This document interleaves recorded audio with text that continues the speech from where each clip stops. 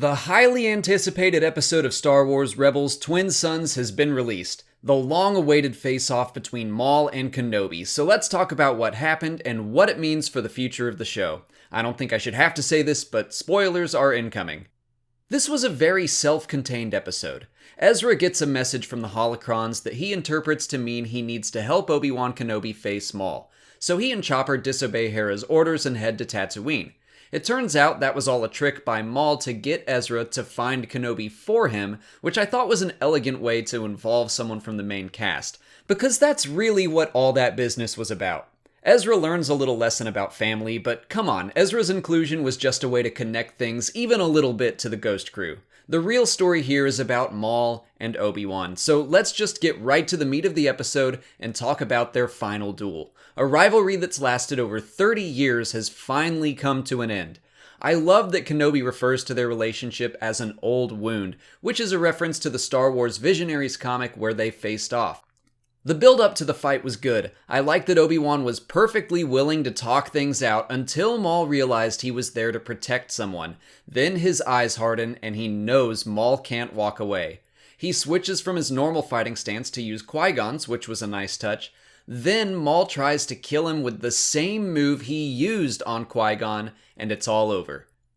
I was on a roller coaster of emotions. At first I was disappointed the fight was so short after so much build-up and anticipation, but I think it was the right way to go. We don't need to see these almost 60-year-old guys flipping around for 10 minutes. I love that Obi-Wan just shut Maul down so quickly.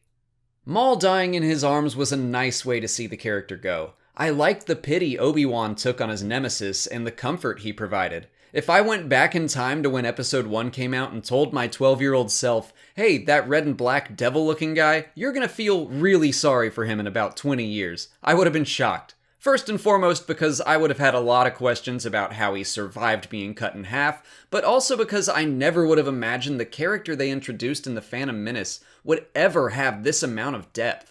I was annoyed when they first brought him back in the Clone Wars, but I've gotta say, I'm sad to see him go. As we got closer to this episode's release, I was hopeful that Maul wasn't there to fight Obi-Wan at all.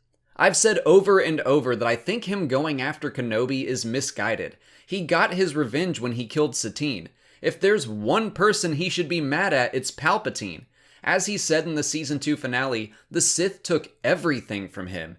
They used him, cast him aside, killed his brother, and killed his mother. I think his final words asking about the Chosen One and hoping that he will be avenged means his anger wasn't directed completely at Obi-Wan, but still at the Sith. So why did he come to fight? I think there are a few reasons. He hasn't been mentally right since the Clone Wars, and he seemed straight up crazy in the start of this episode.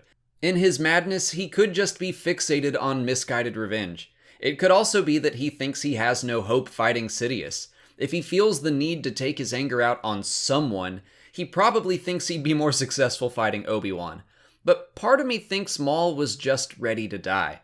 Maybe he felt like going out against someone he's always considered an enemy, but someone he knew would still treat him with dignity.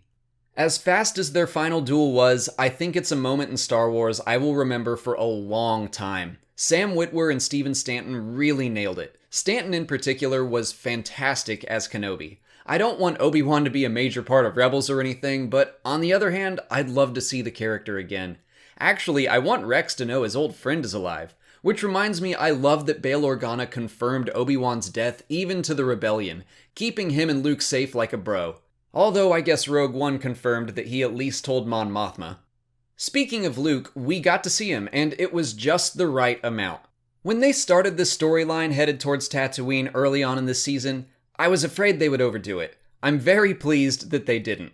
Actually, this entire plot had potential to devolve into pure fan service, but I would say it was not only handled well, but the final moments especially were handled with meaning and depth I wasn't expecting.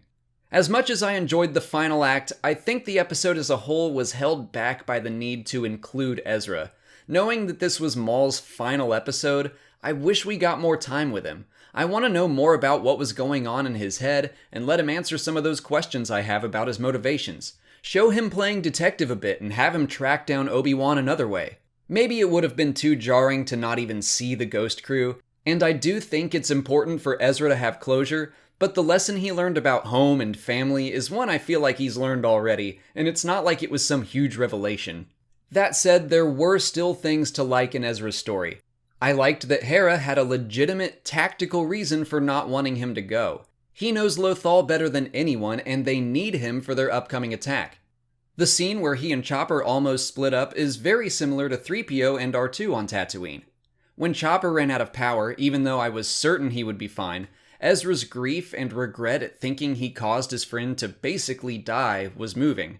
Also, a little Easter egg, the power cell Obi-Wan uses to recharge Chopper is the same one seen charging R2 in The Empire Strikes Back. Ezra and Obi-Wan's scene together was nice, and I enjoyed the fact that nobody actually called Obi-Wan by his name, considering that's a name he hasn't heard in a long time. And that's about all I have to say about this episode. It was a great final scene for Maul. I just wish we got to spend a little more time saying goodbye to the character throughout the rest of the episode. But what did you guys think of the episode? Let me know in the comments. I'll be back next Sunday to do the final Rebels review of the season. If you want to see my other Rebels reviews, you can watch this playlist here. If you haven't already, please like this video, subscribe to the channel, follow me on Twitter, Instagram, and Facebook, and consider checking out my Patreon page. As always, thanks for watching, and may the Force be with you.